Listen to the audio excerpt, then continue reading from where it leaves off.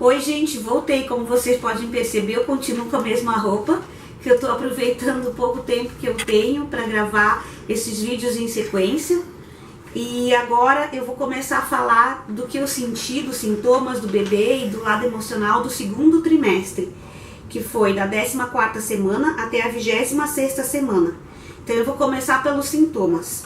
Bom, felizmente, como a minha alimentação melhorou e a minha fome voltou, eu comecei a me alimentar melhor e o meu intestino começou a funcionar normalmente. Então de lá pra cá, eu não tive mais problema nenhum, o meu intestino continuou funcionando bem.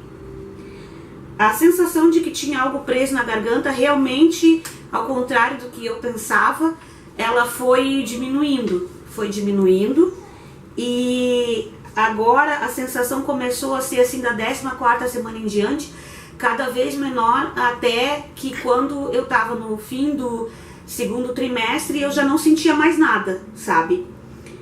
Eu recuperei aquele peso que eu tinha perdido e aumentei. Então na minha primeira consulta, que eu já tava com 17 semanas, eu já tinha aumentado 4 quilos. E eu percebi que o meu cabelo, ele ficou melhor, ele ficou com mais brilho, ele ficou mais macio e ele teve um crescimento também bem bom.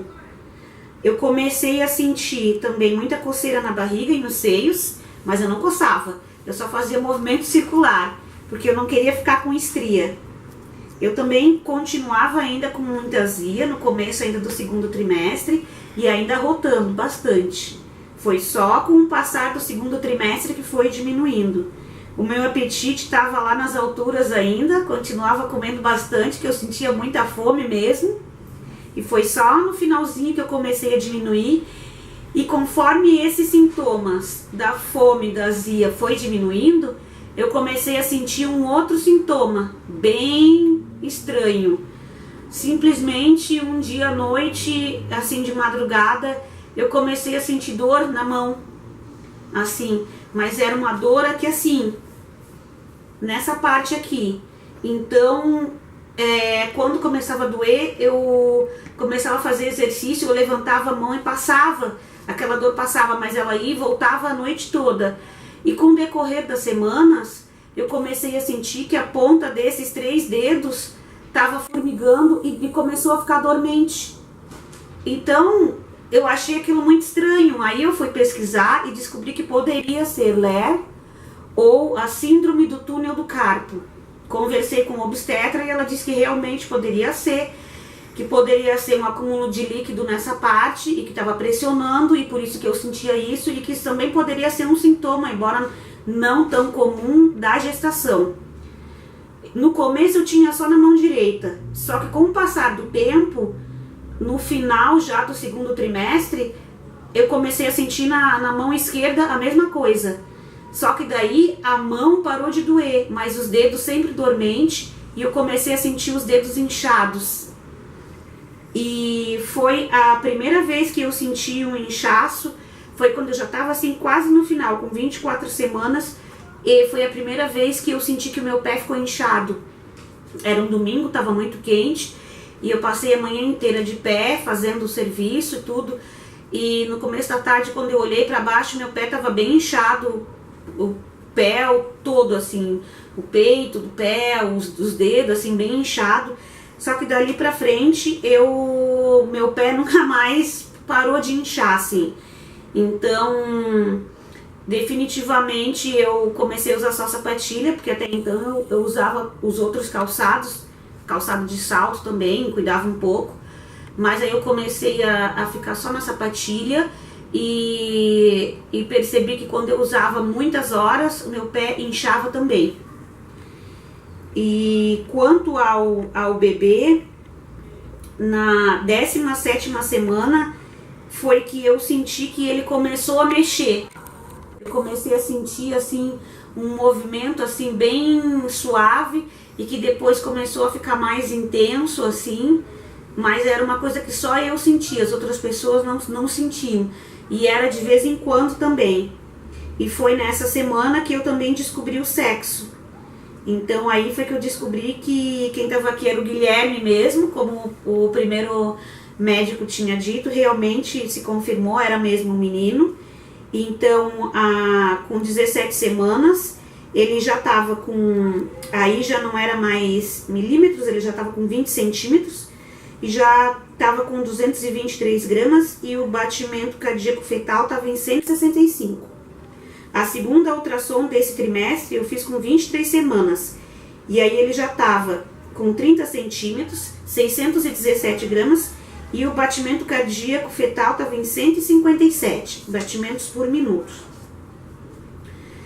Com relação ao lado emocional, eu me sentia mais feliz e mais aliviada, porque aqueles sintomas chatos já estavam passando e eu estava começando a curtir, então, a gestação. E como eu já estava trabalhando, porque também esqueci de comentar que no primeiro trimestre, por conta do meu histórico, o médico não me liberou para fazer as minhas funções. Como eu sou agente comunitária de saúde, eu caminho, né, 8 horas por dia praticamente, manhã e tarde, ele não me autorizou, então eu passei o primeiro trimestre inteiro no centro de saúde, que é onde eu trabalho. E no segundo trimestre eu fui autorizada a caminhar meio período por dia, então eu passava meio período lá e o outro meio período eu passava então caminhando, não a tarde toda, porque ele também não me liberou, mas eu fazia um horário que eu consegui me adaptar.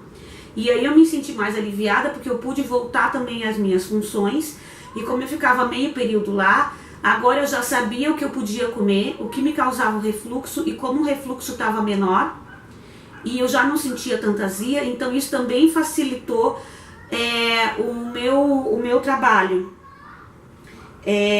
Só que daí veio a preocupação com ganho de peso. Como eu já estava me alimentando melhor, eu comecei a ganhar peso.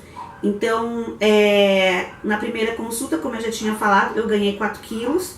E no final do segundo trimestre, eu já estava com 9 quilos a mais.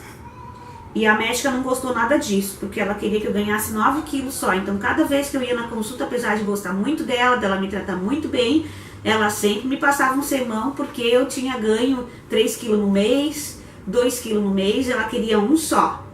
Mas só que eu não sentia dor nas costas, não sentia falta de ar, não sentia nada disso. Então, ela sempre me dizia que era preocupada com o peso, porque eu podia me sentir mal, podia sentir falta de ar, dor nas costas, e que não era muito bom. Só que eu não conseguia controlar, porque por mais que eu tentasse controlar, quando eu ia pro trabalho, eu tinha que comer alguma coisa que não me desse tanta fome. E no final de semana, eu não ia deixar de fazer os meus lanches, embora eu evitasse refrigerante o máximo, porque refrigerante é uma coisa que eu descobri que no começo me dava enjoo e depois fazia com que o meu refluxo ficasse pior ainda. Então foi uma coisa que eu conseguia assim controlar. Então assim, o lado ruim dessa parte emocional foi isso, que eu me sentia pressionada e às vezes um pouco tensa quando eu sabia que tinha consulta, porque eu já sabia que eu ia ouvir, né, um sermão. Mas a minha pressão continuava boa, a minha glicose também ok. Eu fiz também, até guardei a garrafinha para mostrar para vocês, eu tive que fazer a famosa curva glicêmica, que é aquele exame que a gente faz para verificar como é que o organismo da gente reage com uma dose de 75 gramas aqui desse líquido, que é bem doce, mas para mim foi bem tranquilo. Eu sempre ouvi falar que a maioria das pessoas que fazia vomitava, que tinha que fazer de novo se vomitasse. Para mim foi bem tranquilo, eu tive que tomar essa garrafa toda, bem geladinha, com sabor de limão, de uma vez só. Aí eu verifiquei, fiz uma coleta antes e uma hora depois, 2 horas depois, e graças a Deus deu tudo bem. Eu tive que fazer também vacinas, eu fiz a vacina de tétano e a vacina da coqueluche, e a vacina da gripe eu fiz também em maio. Foram só as vacinas que eu precisei fazer, porque por conta de trabalhar lá, assim que eu comecei a trabalhar no centro de saúde, eu já procurei tomar todas as vacinas que eu podia tomar, e sempre que tinha uma campanha eu tomava. Então elas estavam praticamente em dia. E os meus exames também deram todos eles certo. A curva glicêmica deu boa, ó. Por exemplo, a glicose em jejum dava 69. A 1 hora depois deu 108 e 2 horas depois 83. Então, assim, apesar do medo que ela tinha, assim, quanto a minha gestação, foi correndo tudo bem. O hemograma também eu fiz.